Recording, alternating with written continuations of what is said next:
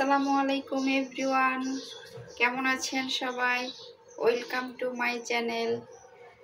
আজকের পর্বে আমি তৈরি করব অসাধারণ ফ্লেভারের গরম মশলা গুঁড়া।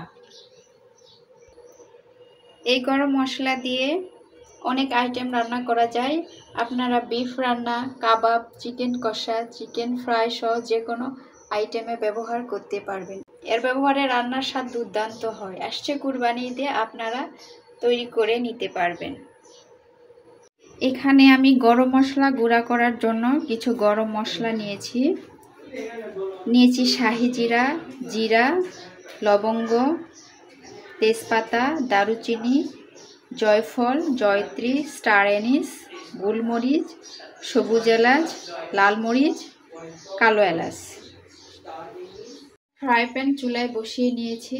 হালকা আছে এই মশলাগুলো সব কিছু 2 মিনিট ভেজে নেব।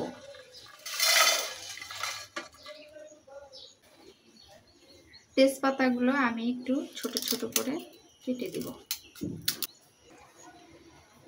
এই যে মশলাগুলো আমার ভাজা হয়ে গেছে, এগুলো আমি উঠিয়ে নেব। এই যে মশলাগুলো আমার সব ভাজা হয়ে গেছে, এগুলো এখন আমি ব্লেন্ডারের জারে ঢেলে নিয়ে ব্লেন্ড করে নেব। এখন আমি মশলাগুলো ব্লেন্ডারে জারে নিয়েছি। এই যে দেখতে পাচ্ছেন, এগুলো আমি ব্লেন্ড করে নেব। গুঁড়া করার পর অসাধারণ ফ্লেভার পাওয়া যায়, যা খুবই ভালো লাগে। এই যে দেখতে পাচ্ছেন আমি গুঁড়া করে নিয়েছি। আশা করছি আপনাদের ভালো লাগবে, ট্রাই করে দেখবেন।